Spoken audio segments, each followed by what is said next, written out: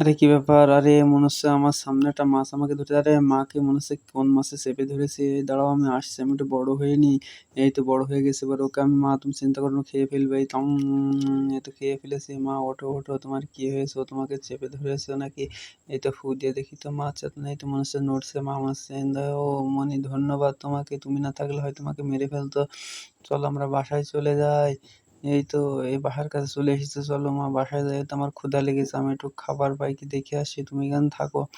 এই তো মনে হচ্ছে খাবার এখানে নড়াচড়া করছিল, দেখি তো এই তো মনে হচ্ছে মাছ চলে এসেছে, এই তো সব খেয়ে নিই, এই পেট তো ভালোই ভরে গেছে মনে হচ্ছে। এই তো এবার মোটা গদা মাছ পেয়েছি, এই তো মেরে একটু থেতলিয়ে নিয়ে খেয়ে ফেলাম। এই তো ভালো লেগেছে।